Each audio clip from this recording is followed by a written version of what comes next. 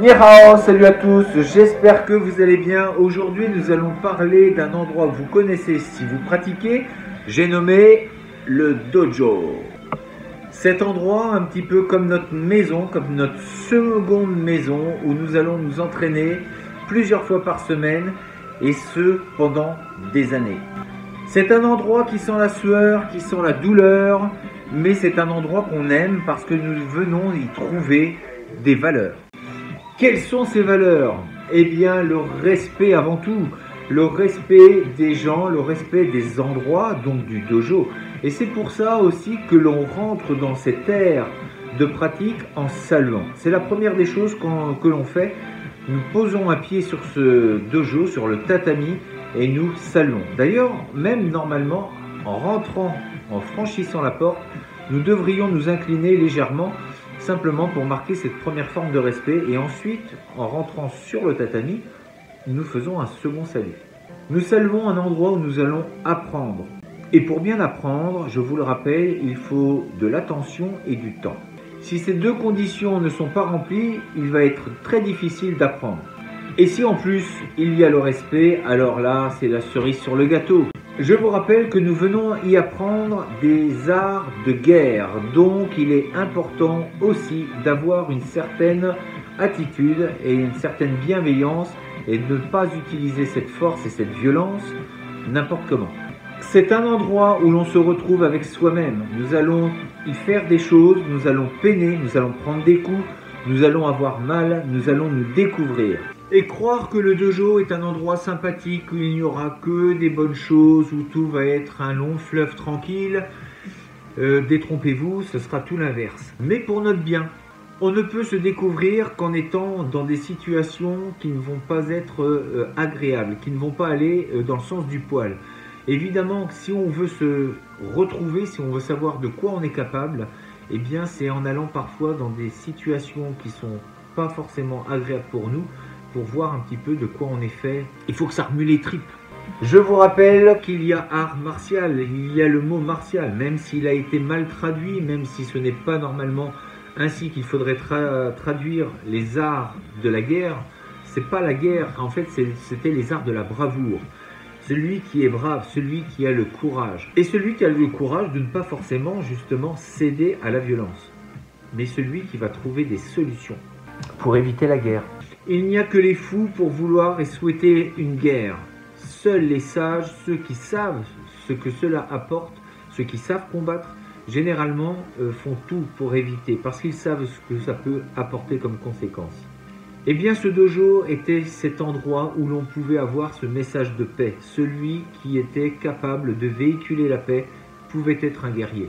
C'est celui qui sait se battre, mais qui va tout faire pour prôner la paix.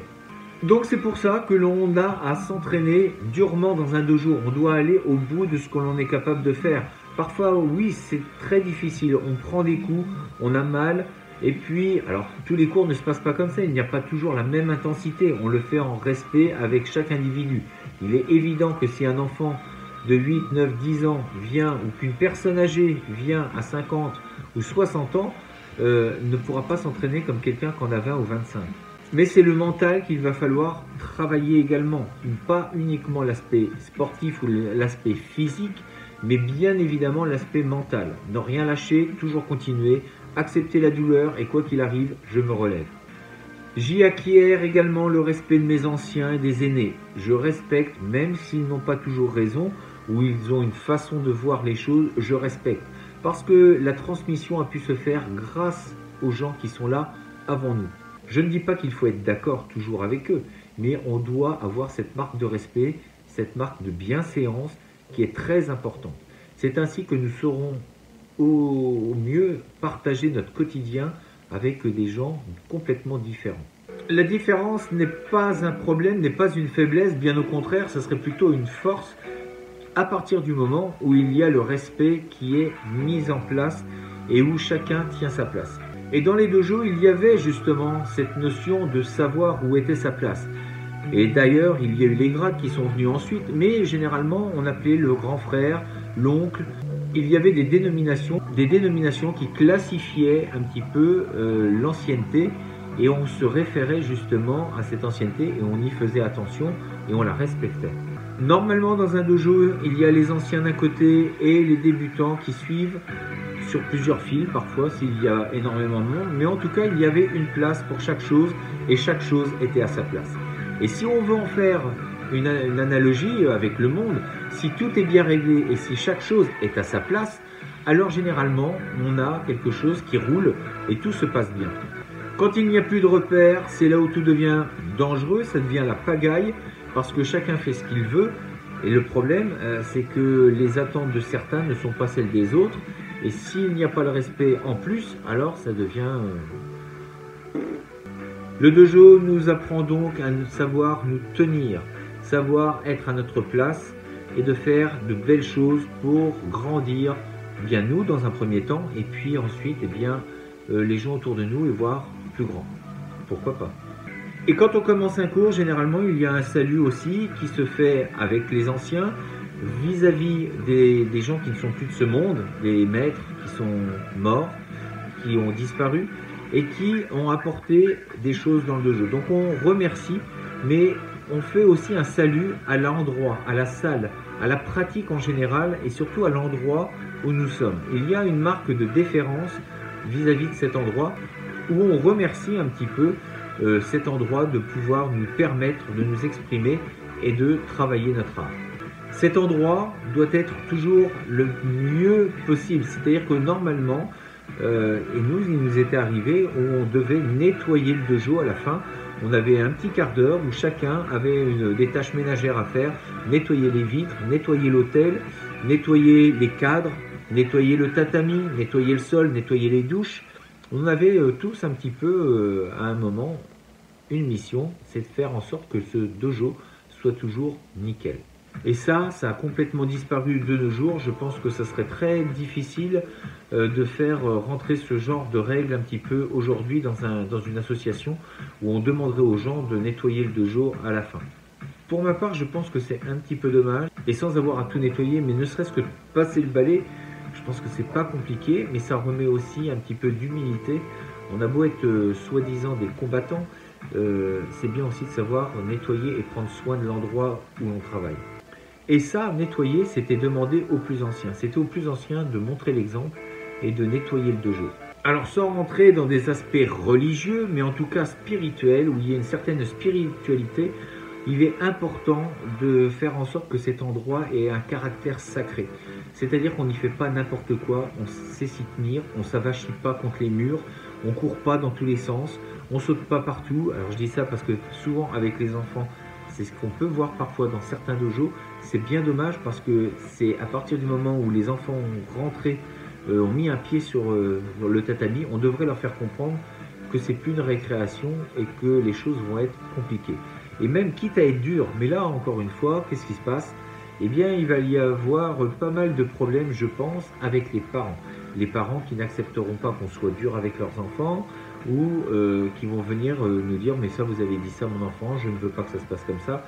Quand on peut voir que dans les écoles, les parents viennent engueuler les professeurs parce qu'ils ont fait une remarque à leur chérubin, je trouve cela inadmissible. Je dis bien inadmissible. On devrait dire à ses parents déjà de sortir, de prendre leurs enfants et pourquoi pas le mettre dans une autre école, mais c'est pas normal que ça se passe comme ça.